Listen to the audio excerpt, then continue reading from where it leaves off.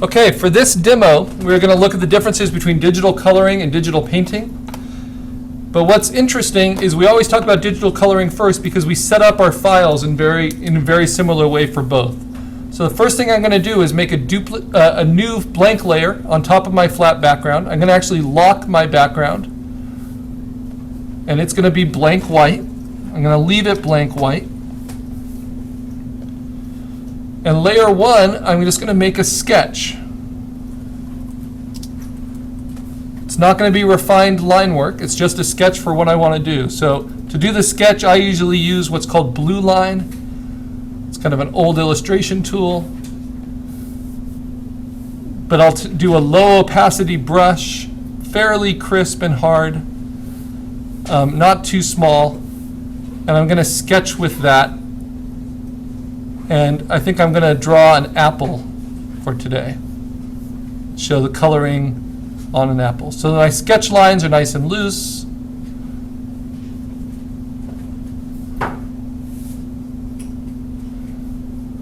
Kind of figure out what I want. Okay, so that's step one. Step two is if you're doing digital coloring, have a refined line around that. So I'm going to switch to 100% opaque, cleaner brush. And now I'm going to be a little bit more careful in how I ink it.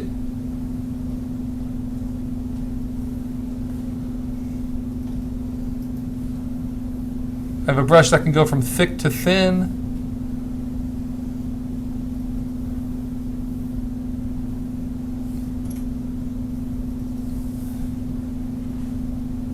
So I'll call that my inked line layer. And a little tip about my inked line layer, if I feel like that's kind of too thick, I can add a layer style on it.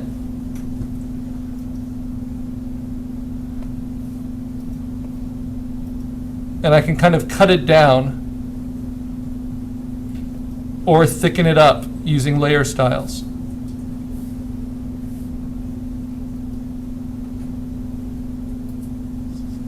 A nice trick for when you're playing with your line work. So if I put it at that size and I put a blend mode of multiply, that means that anything underneath is going to show at that line thickness, and I can always change it later. Okay, next I'm going to set that whole layer mode to multiply. Then I'm going to lock it because I'm doing digital coloring to start with. And the first, most basic type of digital coloring, which you always start with, is what's called flat local color. So I just need to fill these shapes with the color that the apple actually is, the color inherent to the apple. It doesn't matter what, I'll do green just to be different. Doesn't matter what lighting condition it's in. This is the color of the apple. It's usually a fairly saturated color.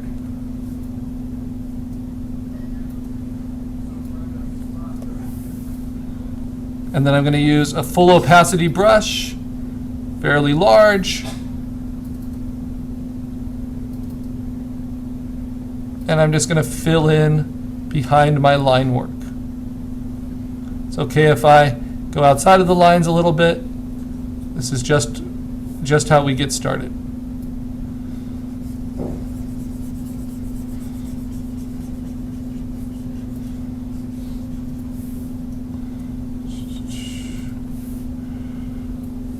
All right, this has taken us about 4 minutes to get to this point.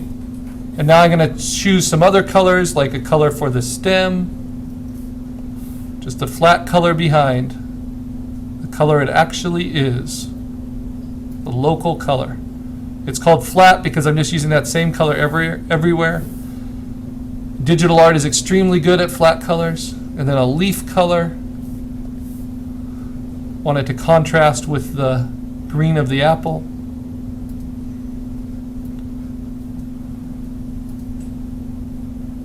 All right, so that's local flat color. Now something people don't think about is flat color, because that looks pretty dull, can also have white and black in it. So you see the black that's on the stem, that's fine, because black isn't a color, it's a value. But I can also put white or just cut it out, basically. I could use the eraser if I wanted to. And cut it out of my flat color. Background eraser or no? Yeah, I'm just using the eraser right on my color layer. So I'll just cut away from it and maybe give this apple a highlight. And I can do that to the leaf as well. So this is still flat color. Maybe I want a harder edged brush on the leaf highlight.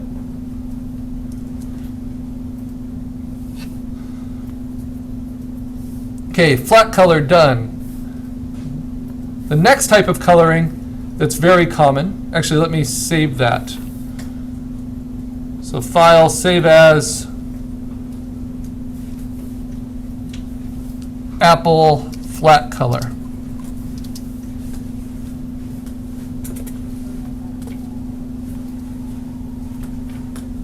To the desktop, there it is. So that's stage one. The next is what we call duotone color. So I make a new layer on top of my flat color, and I want to add lights and darks of these different local colors. So I'm going to use the color selector, select my local color, and then I'm going to pick something darker than it, but still in the same color family. So there we go.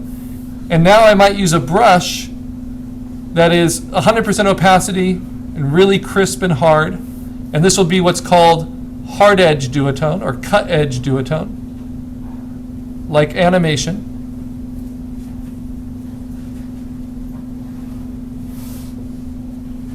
And I know there's going to be a shadow on this side of the apple. I know there's going to be a shadow underneath the stem. I have the highlights there, so I know a shadow can't be on that side.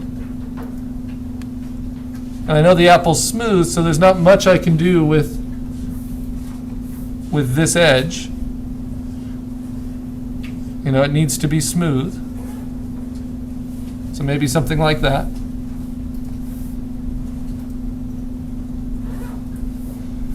And then I'm going to do the same thing with the leaf. I want to find a dark version of that leaf for where it's darker. And darker also means less saturated because there's less light hitting it in those areas.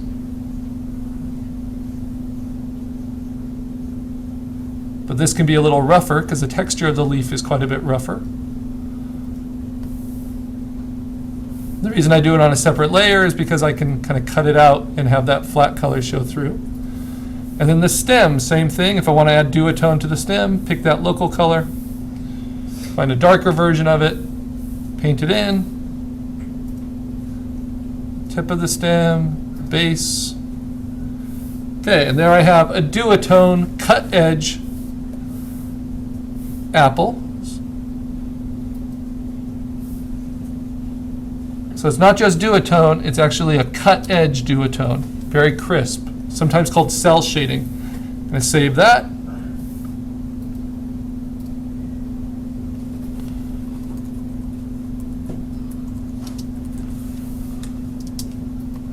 It's my different options. Next, I'm just going to make a duplicate of that duotone cut edge, and I'm going to change it to soft edged. And one simple way we can do that is to blur the duotone so it becomes soft.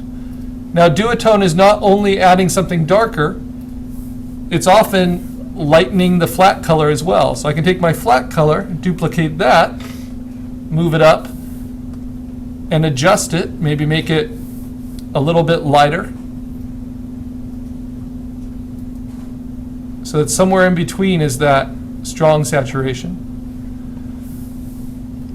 Or I can simply do lighter versions on my duotone as well. And you usually see this with soft edge duotone. You'll see varied values of the original. So if I use a brush at a lower opacity now, and a lot softer because it's soft edged,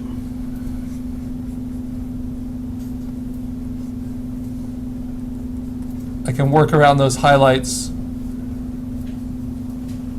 make this feel a lot more believable.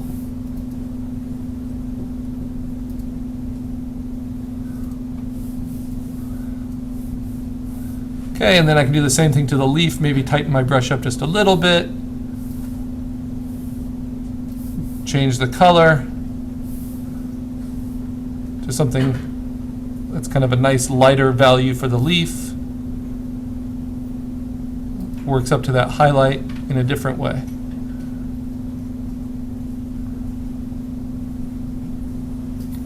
And doing it on a different layer allows me to soften it quite a bit when I want to. Okay, so that's duotone. I'm going to clean up around these edges a little.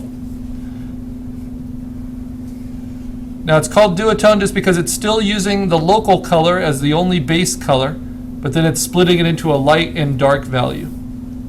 That's soft edged. This is hard edge. Hard edge, soft edge. All right, next. We're going to do full spectrum color. And that means that instead of sticking to greens, I can basically use color theory, and the complement color to green is orange, so I might use some orange around the highlights.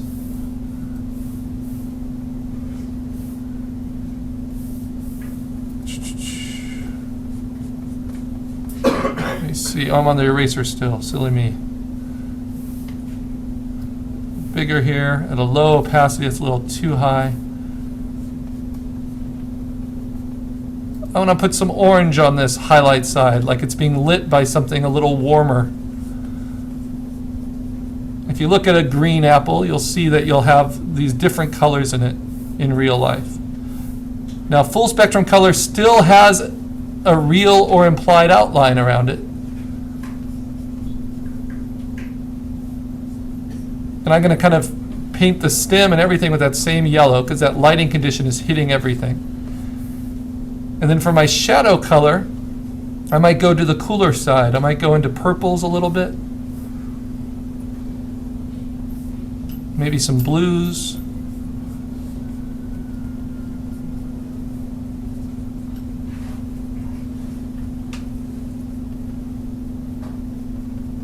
Then of course I'll have a much richer array of greens, because in full spectrum color I'm basically allowed to use any color I want to get my illusion, whether it's soft edged or hard edged, but generally when you're full spectrum color you're dealing with more illusionistic effects, so it tends to be pretty soft edged generally.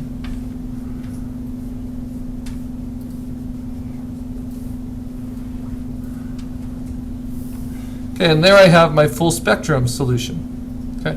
Notice that they're all built on top of that flat color. Now, what makes it digital painting? Well, in digital coloring, I can do something above the inked lines, and I can do something like a color hold, where I replace the color of the inked lines with something else. So let's say a dark green, for instance. But it's still digital coloring because there's a line that it's working behind. I can even take the opacity of that line way down. But it's still digital coloring. Now, once I do a painting where the line isn't needed at all, and the edges implied by the lines aren't needed at all to make sense of the object, then we get to digital painting. So that is the difference. If I call this layer now digital painting, it's basically full spectrum coloring with a full understanding of the edges. And it's trying to make a full rendering of that object. So around the outside edges, I'm going to want something really crisp and clean. But then as we get into the form shadows on the apple, I want something a lot softer. So first let me deal with these kind of harder edges. Make sure those are crisp and clean.